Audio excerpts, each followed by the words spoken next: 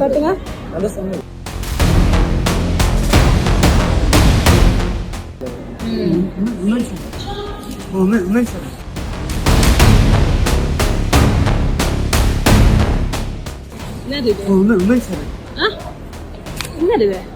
என்னடா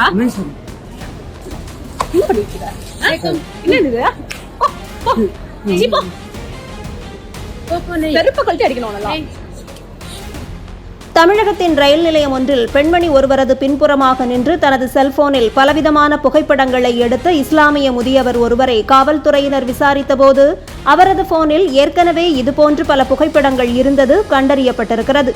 பெண்களுக்கு எங்குமே நிம்மதியும் பாதுகாப்பும் கிடைக்காதா? இதுபோன்ற அருவருக்கத்தக்க செயல்களை செய்பவர்கள் தங்கள் குடும்பத்து பெண்களிடமும் இப்படித்தான் நடந்து கொள்வார்களா என கேள்வி கேட்க வேண்டியிருக்கிறது. இதுபோன்ற கேவலமான ஆண்களுக்கு மதச்சாயம் பூசி மனநல பாதிப்பு என்றெல்லாம் முட்டுக் கொடுக்க வராமல் முட்டிக்கு முட்டி தட்டிவிட்டால் கீழ்த்தரவாதிகள் திருந்துவார்கள் என்பது பெண்களின் கருத்து.